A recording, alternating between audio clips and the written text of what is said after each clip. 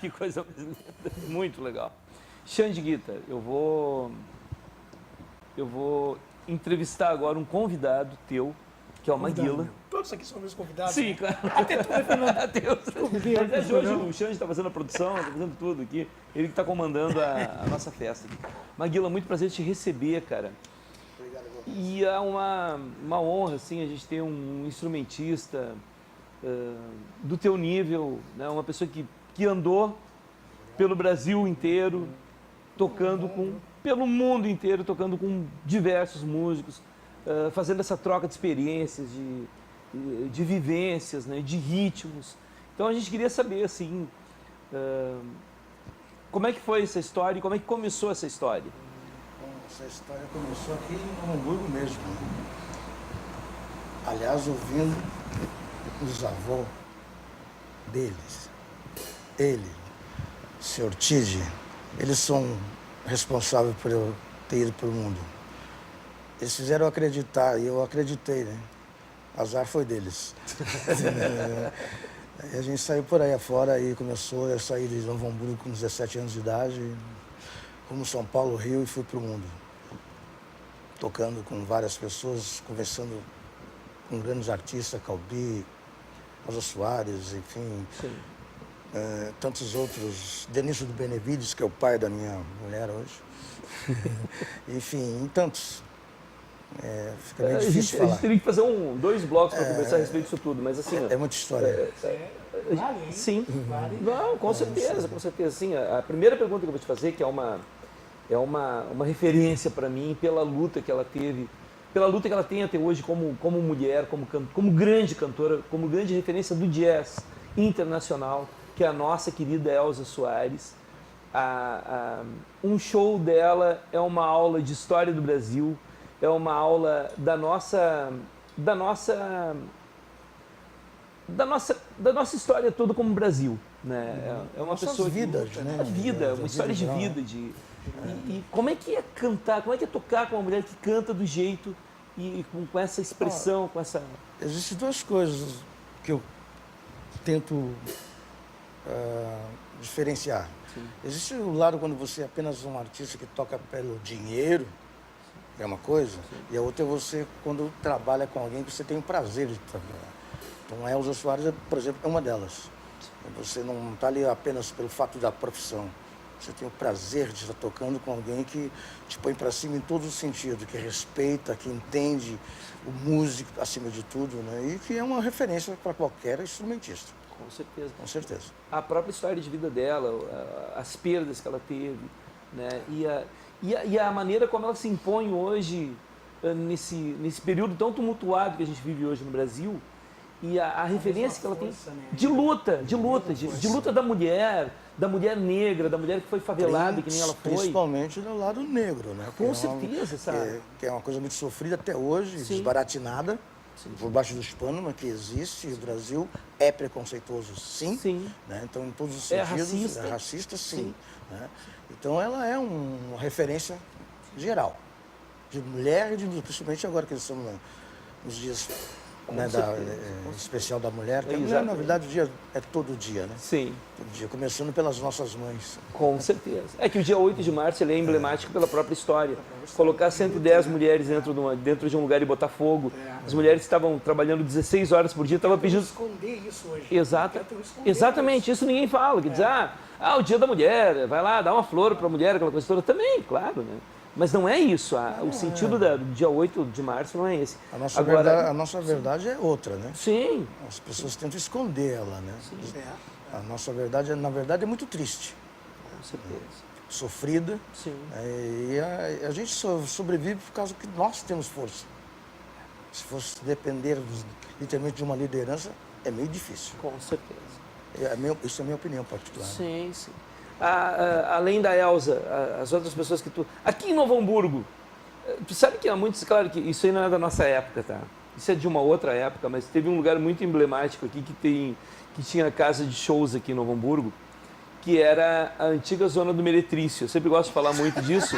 Não, porque é a história de Novo Hamburgo. E aí hoje a gente dá risada, mas quem vinha aqui, vinha Calbi Peixoto, vinha Aguinaldo Timóteo, vinha cantar aqui em Novo Hamburgo.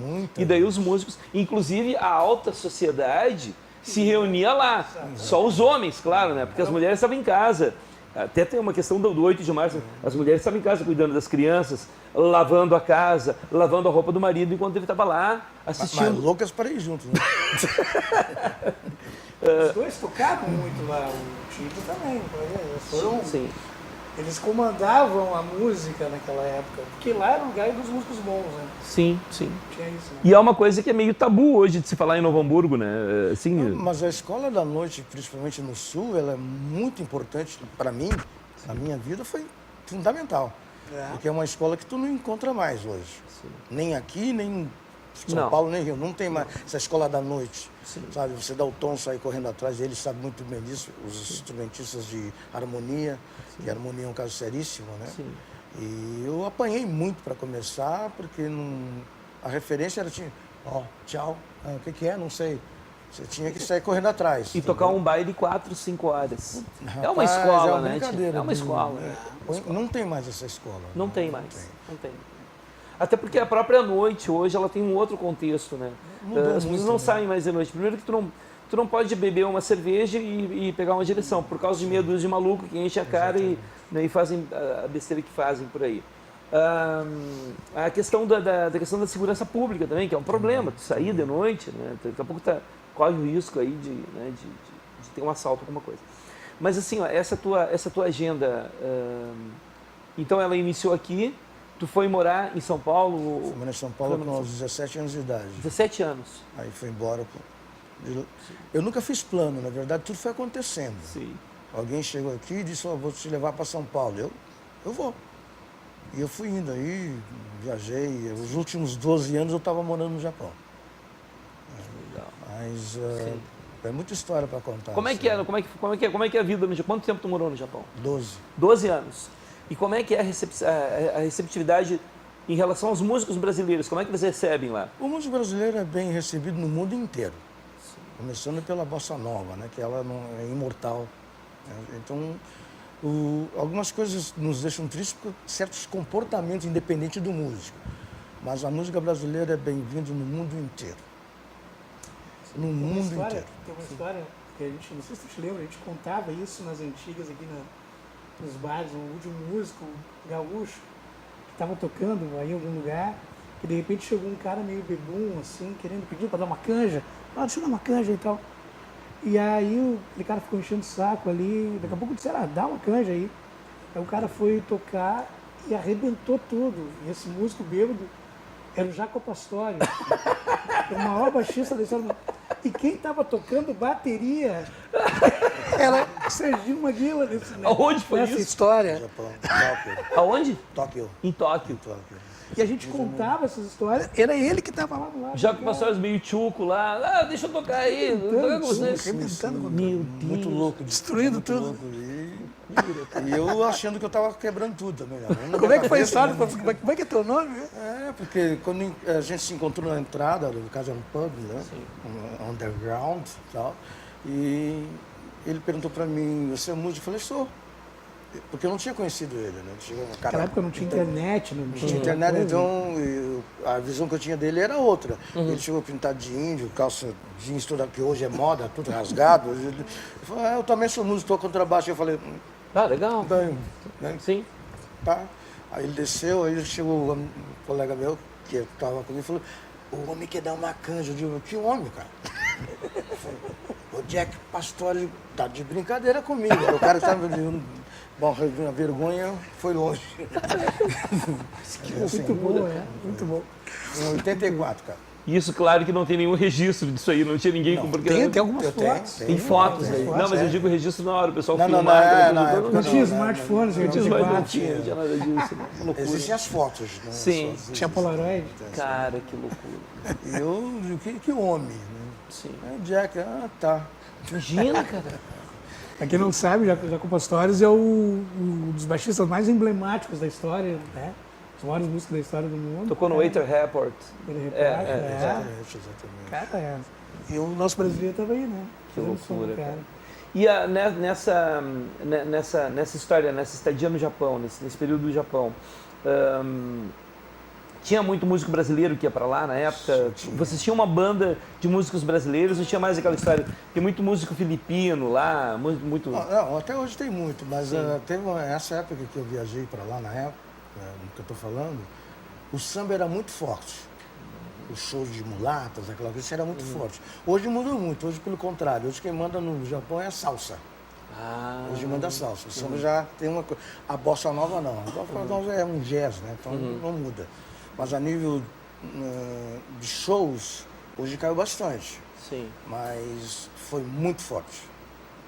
O Brasil foi muito forte nesse sentido, né? Eu trabalhei uma época com um cara chamado Sargentelli. Sim. Os mulatos.